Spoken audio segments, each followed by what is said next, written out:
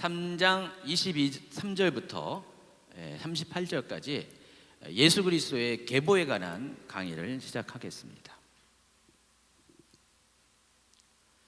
3장 22절부터 38절 되게 짧은 그 구절인데, 이거 여러분 큐티 하려면 어떻게 큐티를 할까요? 이 족보 나오면 참 큐티가 애매하잖아요. 근데 어떤 분들은 일반 분들은 이게 굉장히 이거 아주 그냥 아주 난감해하는데, 어떤 분들은 또 이 가운데 은혜를 받더라고요. 각각의 하나님의 모든 말씀은 사람의 형편 상황에 따라서 은혜를 주세요. 그래서 여러분 이렇게 이거 하다가 이렇게 큐티 하다가 은혜 받은 거 있으면 혹시 올려주세요. 족보 이렇게 큐티 하다가 4장부터는 이제 본격적으로 예수 그리스도의 사역이 소개되는데, 바로 그 직전에 요 3장 후반부 마지막 부분에서 예수님의 계보, 족보를 먼저 소개를 합니다. 제가 프린트를 잘못했어요. 예수님이 공생애를 시작할 때의 나이, 첫 번째 1번이 제목 잘못했어요. 누가는 23절에서 예수님이 가르침을 시작하실 때 나이가 30세쯤 되었다라고 그 얘기를 하고 그 다음으로 족보 얘기를 해요. 근데 여러분, 요 한 절이, 한 절 중에서 반토막의 요 절이 굉장히 중요한 게, 다른 복음서 어느 곳에도 예수님의 나이에 대한 언급한 부분이 전혀 없어요. 실은 이것 때문에 세례 요한의 그런 그 사역 시간, 여기 나이도 정해진 거예요. 이게 서로 연동이 돼 가지고요.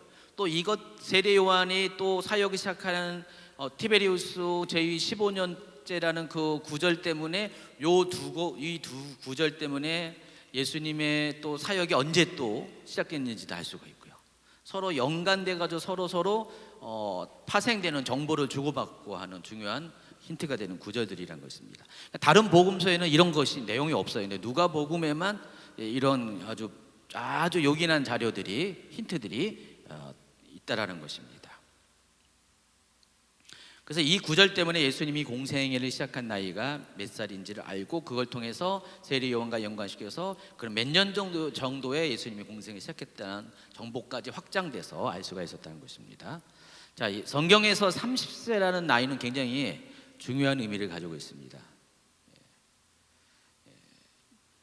제가 좀 몇 사람을 소개하는데, 다 이게 뭐냐면은 하나님의 소명에 헌신하기 시작하는 바로 그 첫 출발하는 나이가 30세예요. 그래서 몇 가지 예를 들어보면은 민수기 4장 3절에 보면은 민수기 이제 2장부터 뭐가 있습니까? 인구조사의 이야기가 있죠.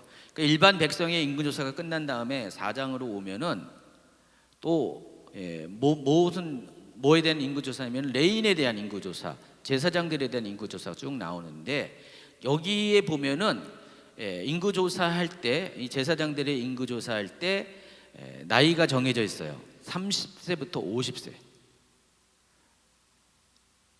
요즘식으로 말하면 목회자의 나이가 30세부터 50세까지라는 것입니다. 목사님, 여기 성경에 이렇게 나왔으니까 목사님도 30에서 50까지만 하세요. 이렇게 1대1로 대응하면은 좀 곤란하고요. 네, 여러분 이제 주목해야 될 것은 30이라는 나이를 주목하시기 바랍니다. 그러니까 제사장이 역할을 시작한 나이가 30이에요. 30. 그러니까 30은 하나님 보시기에 영혼, 육 모든 면에서 전인적으로 이제는 어느 정도 성장하고 성숙한 나이로 인정받는 그 나이가 30이라는 것입니다. 그래서 여러분, 결혼도 웬만하면 30 이상 하시면 딱 좋아요. 너무 일찍 하면은 좀 이렇게 미성숙하고, 너무 이렇게 오래 있으면은 또 때를 놓치고, 한 30 정도 하는 결혼이 참 좋은 것 같아요. 뭐 그렇게 생각하지 않습니까? 30 정도 딱 적절하지 않습니까? 네? 여러분 자녀 있으면은 이왕이면 30에 맞춰서 결혼. 여러분, 제사장 가문에 속하며 선지자 사역을 했던 에스겔도요, 성경을 찾아보니까 30세에 선지자 사역을 시작합니다. 에스겔도 원래 제사장 가문이었고요. 제사장인데, 근데 하나님께서 선지자로 부른 게 에스겔서 1장 1절에 보니까 서른째 해 넷째 달 초닷새에 그때 부릅니다. 그리고 창세기 41장에 보니까 41장 46절에 보니까 요셉이 애굽왕 바로 앞에 설 때도 나이가 30이었습니다. 사무엘하 5장 4절에 보니까 다윗이 나이가 30세의 왕위에 올랐다 그랬습니다. 굉장히 성경의 중요한 인물들이 다 30세에 사역을 시작했고요. 아까 얘기했던 세례 요한도 30이에요. 여기 빼먹었지만.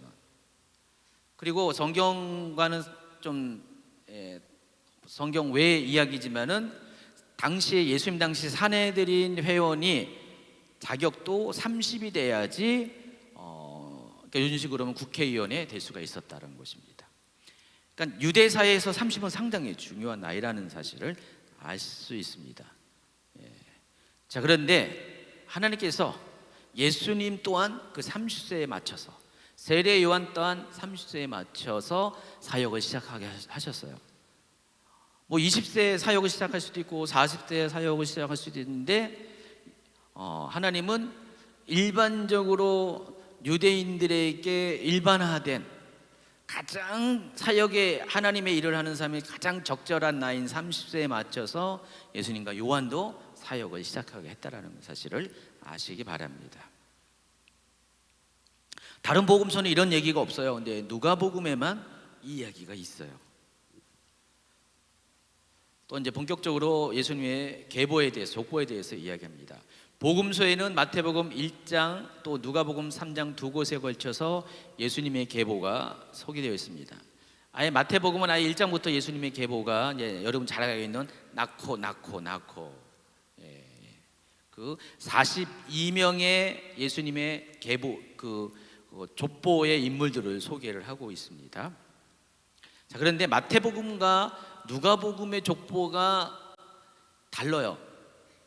공통점이 있고 다른 점이 있습니다. 또 여기에도 굉장히 중요한 의미가 있어요. 마태복음은 이렇게 시작합니다. 아브라함과 다윗의 자손 예수 그리스도의 계보라. 여기 보세요. 아주 명확하게 아브라함과 다윗의 자손 예수 그리스도라고 표현을 하고 있습니다. 그래서 마태복음의 족보는 예수님의 뿌리를 어디에 둡니까? 다윗, 그리고 더 위에 올라가서 아브라함에 두고 있습니다. 아브라함은 이스라엘 민족의 선조예요. 그러니까 아브라함 이전의 사람들은 엄격히 말하면은 이스라엘 민족과 물론 혈통적으로 관련이 있지만은 그런 그 민족적인 조상이라고 볼 수는 없어요. 아브라함 때부터 이스라엘 민족이 시작됐다라고 보고요. 또 단지 혈통적으로 그런 것이 아니라 하나님과의 언약 관계 안에서 이스라엘 민족이 하나님의 언약 백성인데 그 언약 백성의 시조가 누구냐? 아브라함이라는 것입니다. 그리고 다윗은 혈통적으로 중요합니다. 다윗은 이스라엘 민족 중에서 특히 왕족의 시초가 다윗입니다. 여러분 앞서 그 사울은 베냐민 지파에 속했잖아요. 근데 다윗은 그 유다 지파에 속한 그 왕족의 뿌리가 됩니다. 그래서 유다 지파의 왕족에 속한 1대 왕 시조가 다윗이죠. 그래서 이스라엘 사람들에게 아브라함과 다윗은 그들의 그 혈통과 관련돼서 상당히 중요한 축을 이루는 인물들입니다. 자, 그런데 이 마태복음은 아브라함과 다윗으로부터 시작해서 예수님에 이르는 족보를 하향식으로 기록되어 있습니다. 그러니까 아브라함이 이삭을 낳고 이삭이 야곱을 낳고 요셉을 낳고 이런 식으로 쭉쭉쭉쭉쭉 하향식으로 쭉 되어 있습니다. 그런데 이와 같이 하향식 족보를 사용하는 이유가 뭡니까? 이 마태복음의 수신자 마태복음의 독자들이 누구랑 관련되어 있어요? 유대인과 관련되어 있고요. 이때 당시 유대인들은 무엇을 기다렸습니까? 유대인의 왕, 이스라엘의 왕으로 오실 메시아를 기다렸기 때문에 거기에 포인트를 맞춰가지고 그 유대인의 왕, 이스라엘의 왕이신 다윗의 자손으로 오실 예수님의 족보를 기록을 한 겁니다. 그래서 마태복음은 예수님의 왕권을 족보 안에서도 강조를 하고 있습니다. 그렇지만 누가복음의 목적은 달라요. 누가복음은 유대인들을 위해서 기록된 게 아닙니다. 넓게는 다 유대인도 읽겠지만은 1차 수신자는 평범한 헬라 말을 쓰는 이방인이에요. 그래서 굳이 어떤 혈통을 따진 게 아니라 모든 민족, 모든 사람들. 그래서 아브라함과 다윗의 자손이라는 것을 굳이 강조할 필요가 없다는 것입니다. 그건 이스라엘 사람들에게만 의미 있는 거지 일반 사람들에게는 아브라함과 다윗의 후손이라는 게 큰 의미가 없어요. 오히려 그들에게 의미가 있는 건 뭐예요? 하나님이에요. 하나님. 모든 인류의 조상인 아담을 만드신 하나님이 모든 인류의 조상입니다. 그게 더 의미가 있는 것입니다. 그래서 누가복음에는 모든 인류가 같은 족보 안에서 한 혈통으로 소개합니다. 그래서 마태복음의 족보는 모두 44대의 족보 사람들이 42이죠. 42.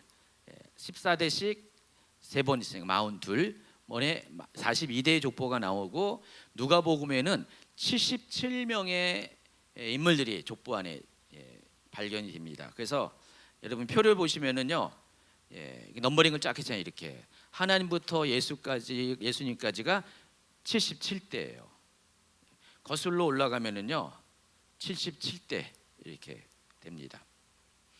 그 이야기가 누가복음 3장 23절 후반부부터 쭉 기록되어 있고요. 그래서 누가복음의 족보는 상향식으로 기록이 되어 있습니다. 마태는 하향식,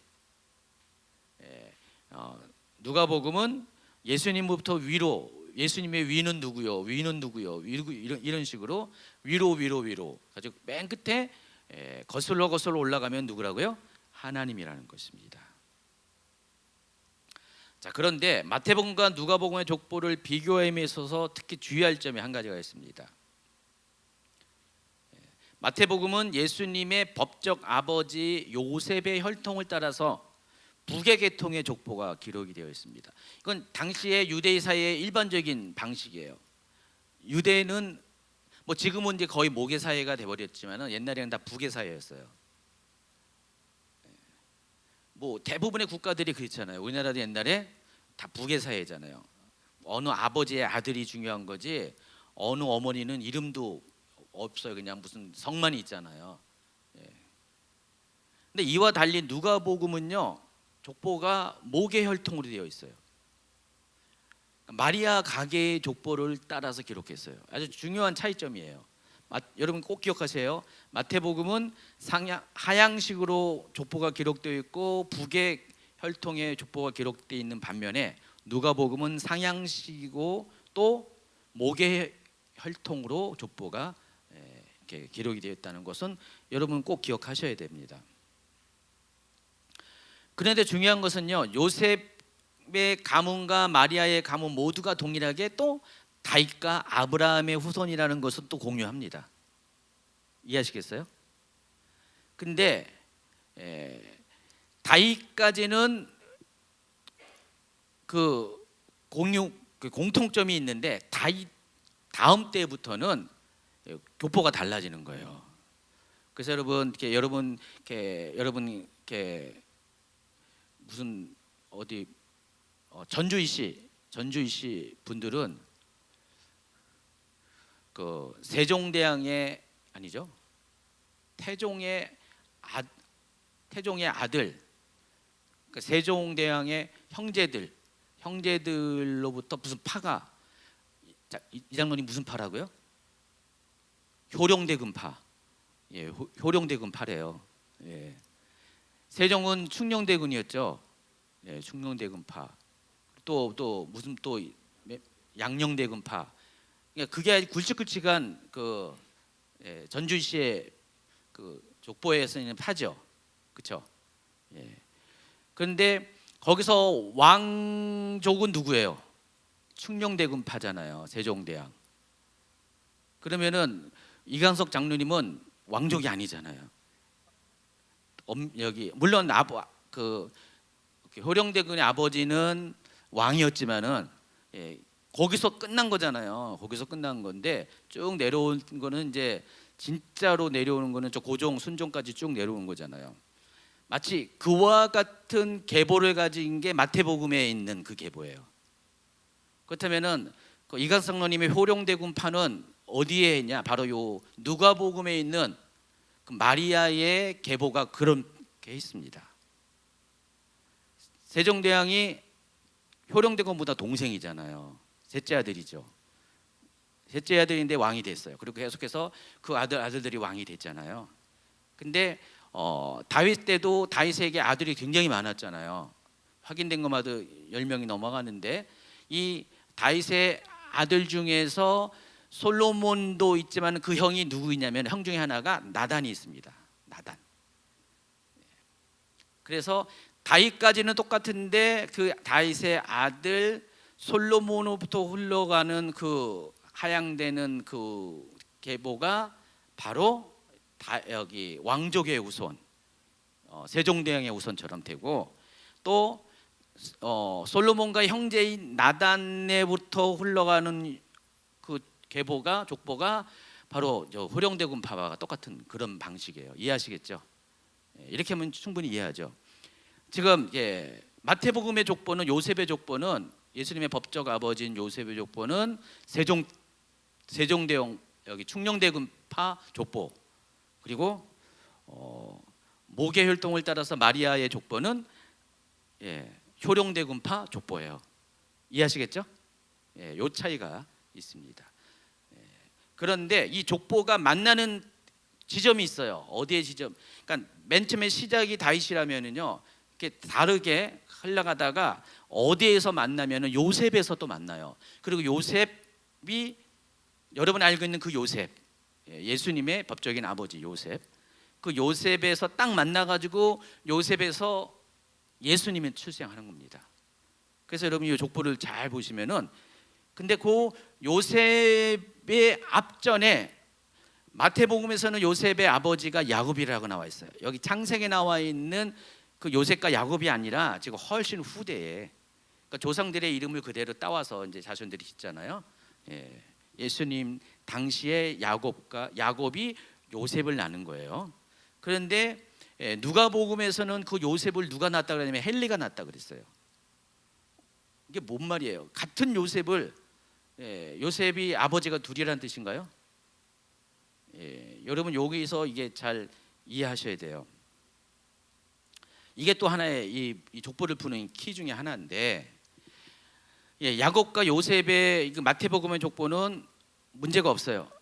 근데 이 누가복음에 나오는 족보 중에서 요셉의 아버지라고 표현한 이 헬리는 누구냐? 해성을 이렇게 발견한 그 헬리가 아니에요. 헬리의 성을 발견한 그 헬리가 아니에요. 여러분 기억하라고 하는 거예요. 여러분 이렇게 기억하라고 이렇게 제가 쓸데없는 얘기하는 것처럼 하지만 다 기억하라고 한 거예요. 그러니까 마리아의 족보에 나오는 그 헬리는 요셉의 장인이에요. 요셉의 장인입니다. 그래서 마태복음에서 요셉은 야곱의 아들로서 마리아와 결혼한 사람. 또 누가복음에서 나와 있는 요셉은 마리아와 결혼한 헬리의 사이 이렇게 이해하시면 돼요. 당시에 이제 이거는 이제 성경에 나와 있는 건 아니고 이제 전승에 의하면은 마리아가 무남 동료였대요. 그리고 그때 당시에 관습에 의하면은 아들이 없으면은 사이가 법적으로 상속권을 갖는데요. 그래서 헬리에게는 딸 마리아만 있고 이거는 이제 성경에 나와 있는 게 아니라 전승에 의하면은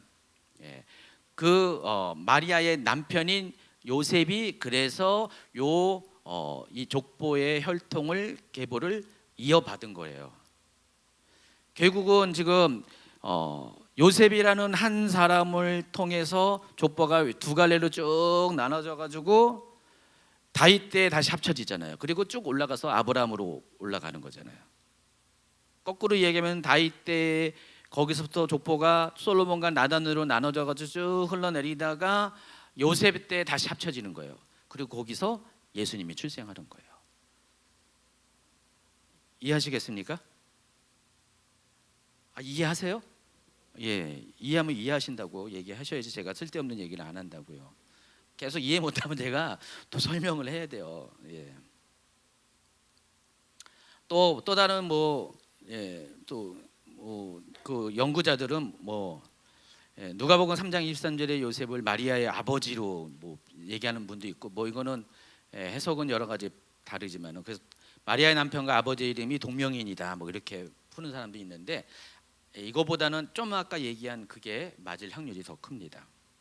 어쨌든 중요한 것은 다윗의 아들 때에서 두 개의 족보가 나눠졌다가 요셉 때의 족보가 합쳐지면서 예수님이 출생을 하게 됩니다. 그래서 이 두 개의 족보 공이 예수님은 누구의 후손이라고요? 다윗의 후손인 것은 분명하다는 것입니다. 누가복음 이처럼 예수님의 메시아로서의 영적 혈통적 조건들을 설명하면서 예수님이야말로 메시아의 혈통을 가지고 출생한 분이라는 것을 알려주고 동시에 모계를 통한 DNA가 예수님은 모든 인류와 연계된다라는 것을 알려주기 위해서 그래서 이 글을 읽는 독자들로 하여금 이방인들로 하여금 헬라말을 쓰는 이방인들로 하여금 유대인들이 그렇게 선미를 강조해가지고 우리는 아브라함과 다윗의 자손이라고 했는데 이 글을 읽으면서 우리도 아브라함과 다윗의 자손이다라고 스스로를 안위할 수 있는 그런 것을 이렇게 전하기 위해서 이 족보를 이렇게 기록을 했다라는 것입니다.